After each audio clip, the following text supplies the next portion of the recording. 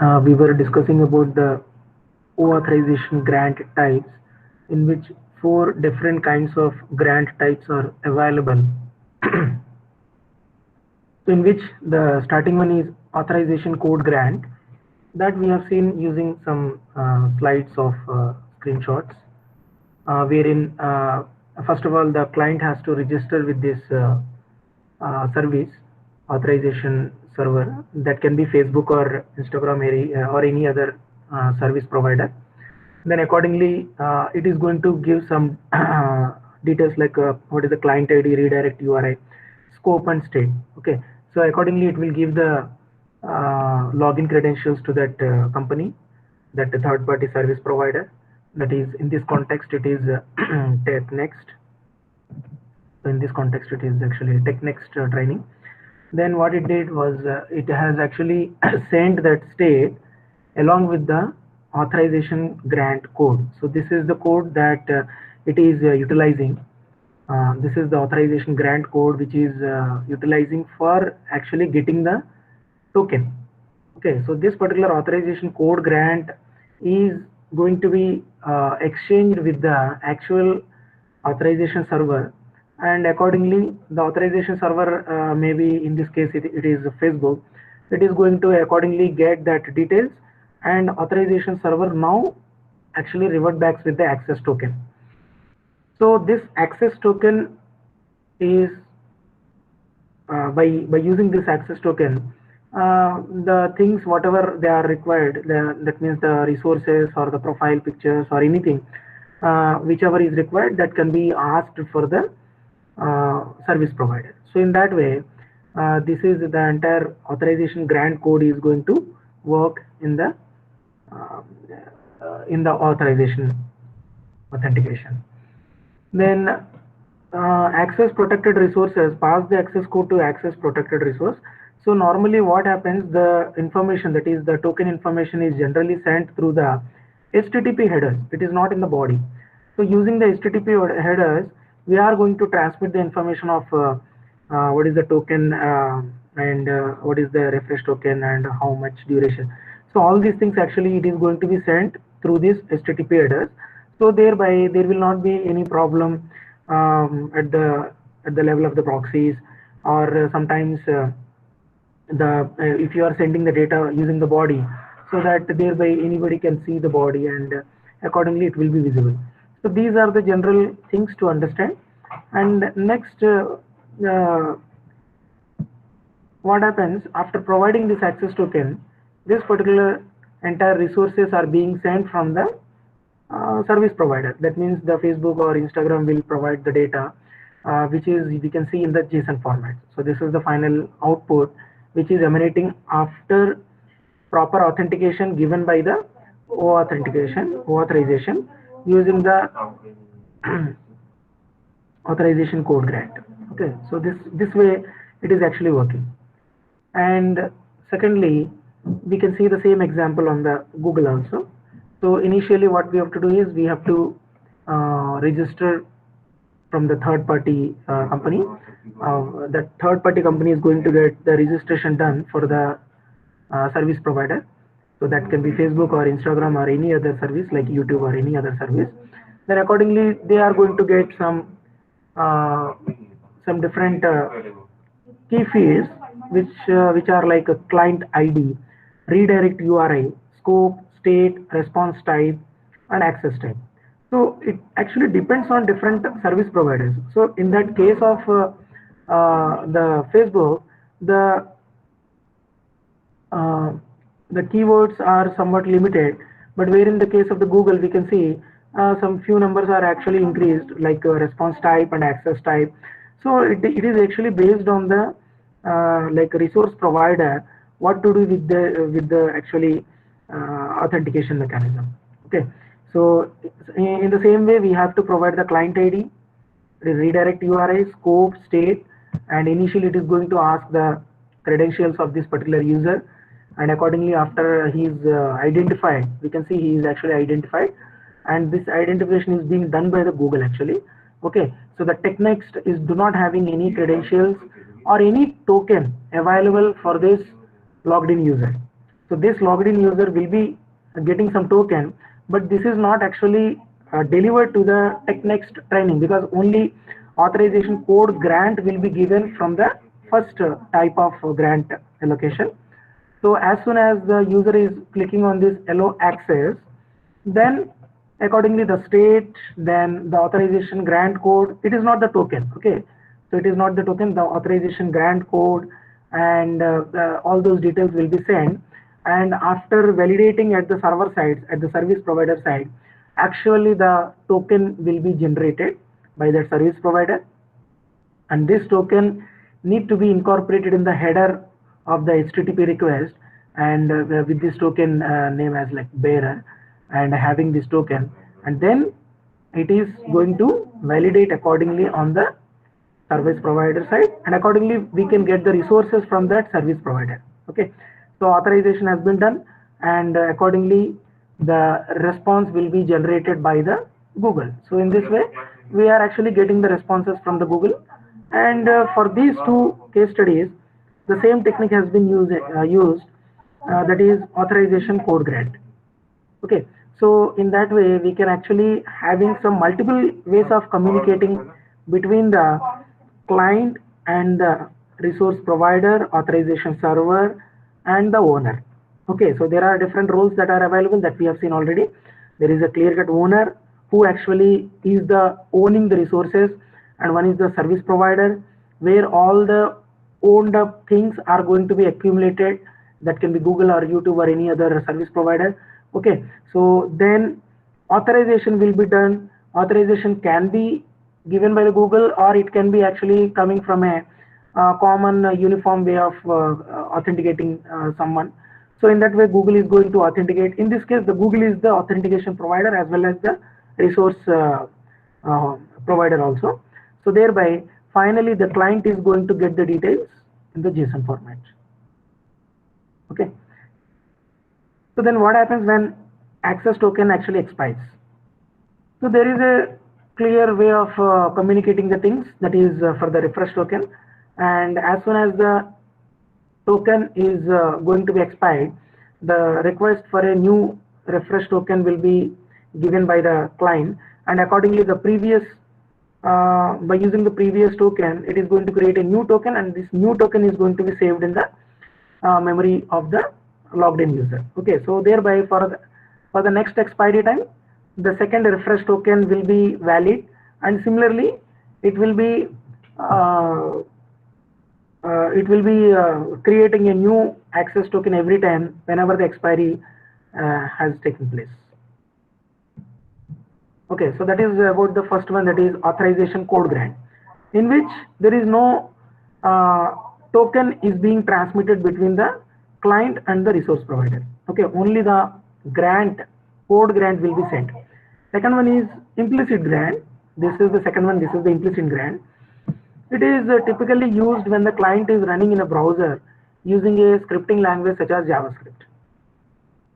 So this grant type does not allow the issuance of the refresh token. Okay, so the client, that means one AngularJS application is there, and which requires your Facebook profile so that it can show your profile information in that particular service. Okay, AngularJS web service. Then you are redirected by the browser to the authorization server. In this case the authorization server is the Facebook, because we need to access the data from the Facebook so that's why the authorization server is also going to be the same service provider Facebook. If you authorize access, the authorization server redirects you to the website with the access token in the URI fragment.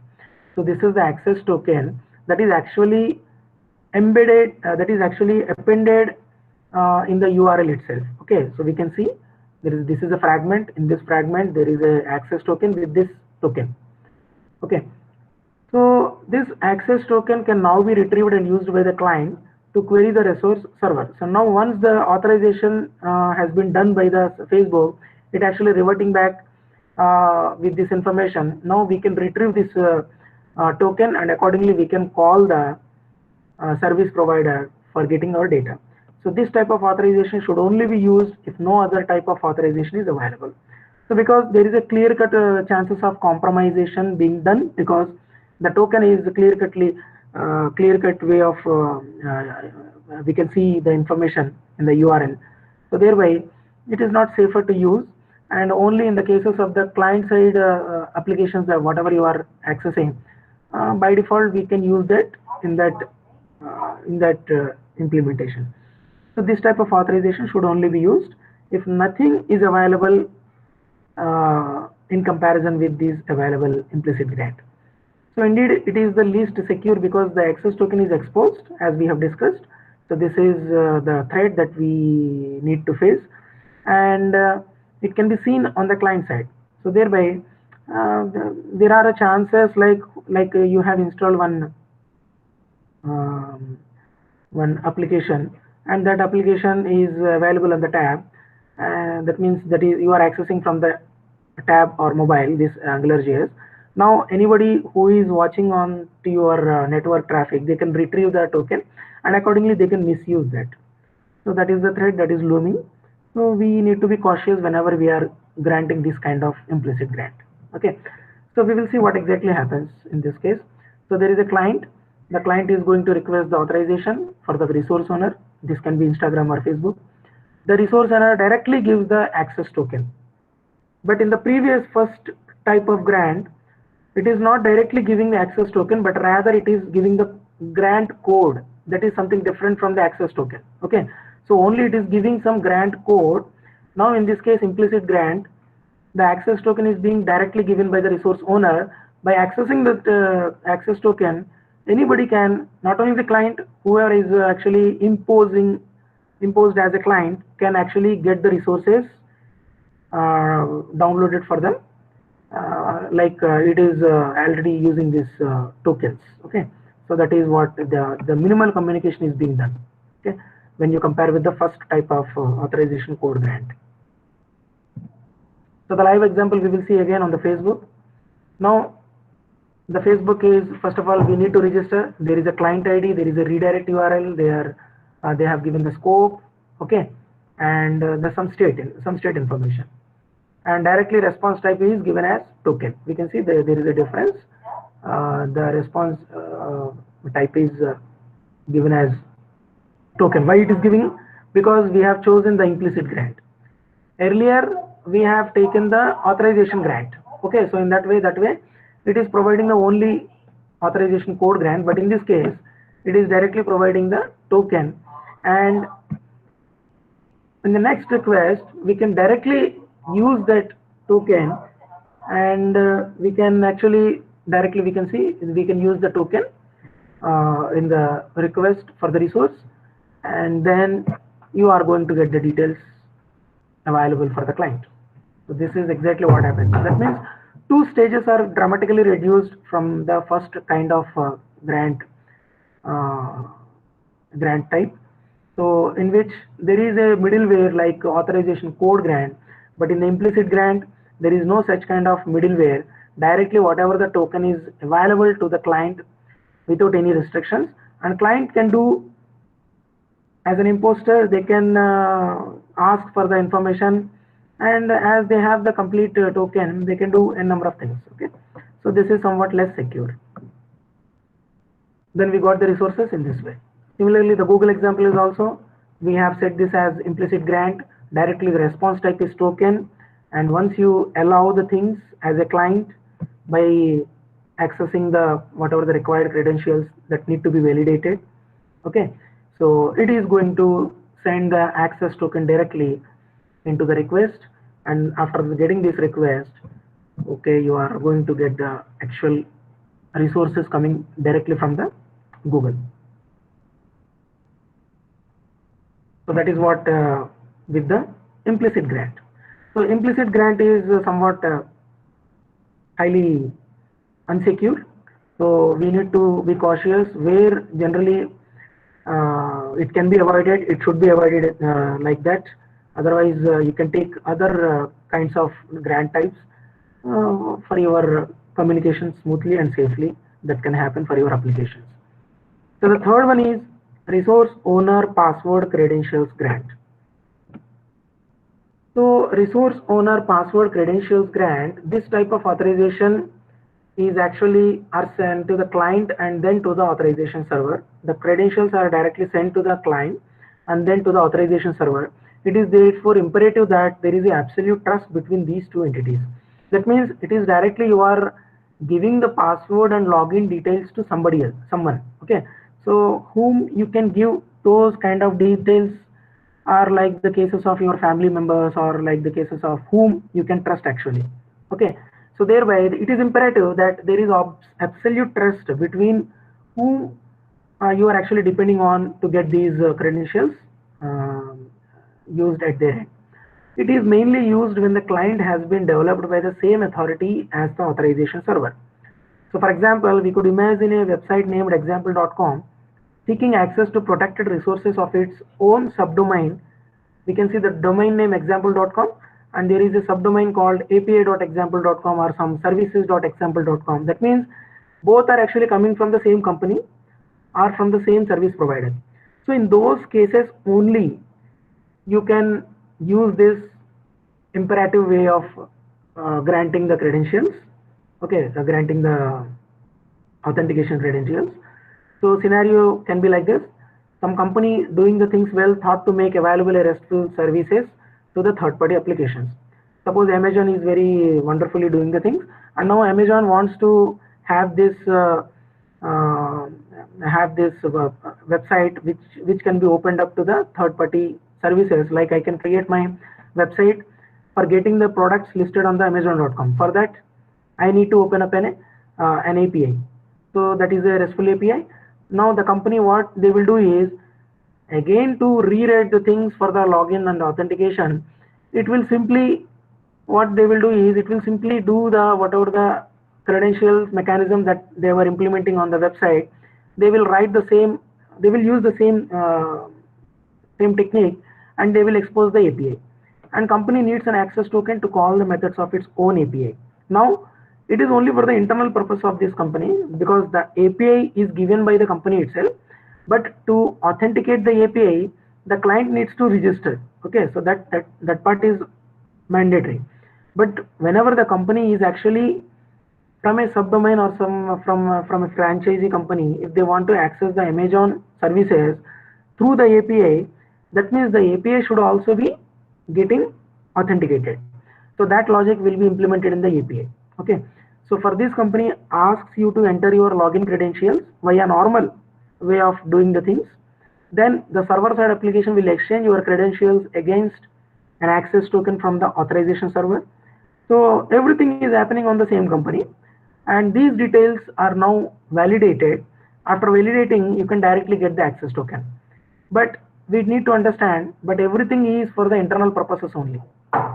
Okay, so even the website is giving with one login page, that is actually being reused for again logging into the API services also. So in that way, the same credentials are going to be reused for the company perspective, but whereas the clients needs to first of all register with the API, then after registration, they can use the website services as well as the API services in a normal way. Then the clients will not be having any distinction between this is a website service, for that they need to remember one login, again this is some secondary API services, and one is AWS services, for that they need to remember one more login. So all these are not required. One single login is there for the entire company operations, and using that you can safely log into that and you can take the resources from that server. So this is what the resource owner password credential grant offers. Okay, so the same thing has been given in the diagrammatic way. There is a resource owner, and this resource owner is going to have some login credentials. These login credentials are going to be validated against the authorization server, and authorization server is reverting back with the access token. This access token combined with the client ID details can be reutilized for getting the resources from the resource server.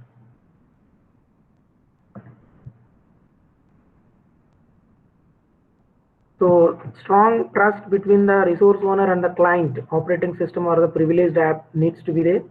Client is not supposed to store the credentials, but only access the token or the refresh token. Okay, so they are not going to save any token details. Anyway, if they save it also, they will be invalidated after the expiry time out.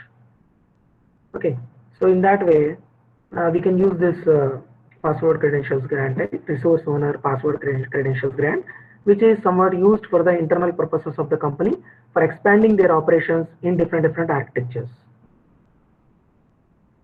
Then client credentials grant. This type of authorization is used when the client is himself the resource owner.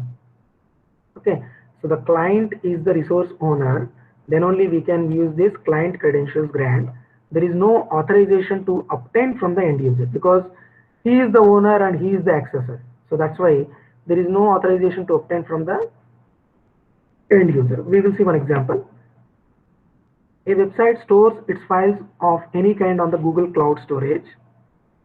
The website must go through the Google API to retrieve or modify files and must authenticate with the authorization server. So first of all, the website needs to get registered with the Google services. Then accordingly, it has to validate itself, okay, so that it is an authenticated user. Then once it is authenticated, the website obtains an access token that can now be used for querying the resource server. Directly the website, it is not a customer. The website as such as a client can entirely get the access from the service provider or the resource owner, and here the end user does not have to give its authorization for accessing the resource server. So in that way, that means whatever the data you are actually putting on cloud, that becomes the client credentials grant. Okay, so you are the owner and there is some service which is actually implicitly authenticating you, and you are the owner and you are the client. So in that way, finally you are going to download your own documents after some time. The end user will be having the complete control on the resource, whatever the resources that they have saved on the cloud storage. So in those scenarios, we can use the client credentials grant. So we can see the protocol flow. The client credentials will be validated against the authorization server, and authorization server will be reverting back with the access token. And now the access token will be used by the website. Here in this case, the client is a website. It is going to get the details and accordingly it is going to revert back to the client. That means the website. So use cases, the data accessed is not owned by the resource owner, but by the client. That means as a Gmail user, I can post something like I can create my documents on the Google Drive, but the resource owner becomes the Google itself. Even though it is being uploaded by me, now the resource owner is the Google Drive or the Google platform, and accordingly, once you are validated with the Google services, automatically you can download the resources also. So in that way, you are directly interacting as a website, as a client. So there is a contract already set between the client and authorization server. So Google Apps Marketplace, all these are examples, and these are the 4 available grant code types, which are slightly different from one another. So all these we have seen. One is authorization code grant, in which multiple way of communicating between the authorization server as well as the client is there, because clear-cut token is not being transmitted between the client and the authorization server. So thereby it becomes the most secure way of transmitting the data. Then one is implicit grant, then one is resource owner password credentials grant, and finally there is a cloud storage way of doing the things by using the client credentials grant. So these are the 4 important grant types available in the OAuth. Then relationships to other existing standards for the OAuth are there. So OAuth does not exist in isolation from existing identity and security standards. Already there are some other way of authenticating mechanisms available on the internet. Okay, so we will see and we will compare with them. First one is in OAuth 2.0, the set of redirects and back channel calls delivered to the client an access token for authenticating subsequent API calls. So this we have seen in the 4 grant types. Okay, so there is a clear-cut way of communicating by using the access token in different ways. In OAuth, the identity of the resource owner in question for a given message exchange is implicit. expressed only indirectly in the permissions carried in the access token. So using the access token, we can set the granular permissions available, the duration. Okay, so all this control is there in the authorization. But in the web SSO, so this is a single sign-on. Okay, so there is one protocol web SSO. The redirects and back channel calls allow an identity provider. We should create with an identity provider to deliver to some service providers. So this is some different architecture. There are some identity providers, then some service providers are there, so that whenever there is a call, a claim assertion that a particular resource owner has authenticated to them, and while carrying an assertion by identifying the subject in the question. So we will see that in the SAML in the next PPT. Okay, so there is a different architecture which is available in contrast with the authorization. So these seems very different semantically, because authorization 2 model of doing the things very different from this web SSO. SSO presumes that the IDP and SP share some identifier for the subject as the means to refer to them. So we will understand after the SAML and federated identity are completed. We will clear cut, we can define there are some big differences between the SSO and these authorization protocols. So authorization 2.0 on its own does not provide such an identifier. The access token is not an identifier for the user, but rather a means to subsequently obtain such information. So this authorization 2 provides only a token. It is not an identity provider. Okay, so this is not an identity provider wherein we are going to get some token, like we have seen with an example. When you go to the restaurant or a movie theater, you are going to get a ticket, and by using the token you are going to authenticate yourself that you are a legitimate user. Okay, so this model is something different, which is in contrast with the SSO, single sign-on. Then there is one model which is called as extensible access control markup language. It is an open standard XML based language designed to express the security policies and access rights to the information for web services, digital rights management, and enterprise security applications. So using the XML markup language, we can create our own security policies, we can devise our own rights management. Okay, so all these are available in this particular technology, XACML, extensible access control markup language. But this was designed to work in conjunction with security assertion markup language, SAML, which we are going to see in the next slide. So another OASIS standard, SAML defines a means of sharing authorization information such as user passwords and security clearances between security systems. Okay, we will understand that in the next topic, which is available anyway in our topic. Okay, so this is something different from this authorization. So authorization and XAMCL, while both authorizations entry are compatible with each other. So they are compatible with each other, but they do have their own different implementations for identifying an user, for providing the best security feature in their protocols. So SAML SSO can be used to authenticate the resource owner to the authorization server at the time of obtaining the authorization. Okay, so SAML single sign-on can be used to authenticate the resource owner at the level of the authorization server. As for other SSO protocols, SAML messages can carry OAuth parameters like tokens, refresh tokens, grant codes. All these we can parallelly use with these SAML messages also. So thereby enabling subsequent API access following single sign-on. So SAML assertion can be traded for an authorization access token. So that means there is a trade-off between the SAML and authorization. That means we can build a bridge between these two standards. Okay, so that compatibility is given, and with that we have seen the most of the authorization features, and accordingly we have come to the understanding of how different codes and token types are available for granting the permission.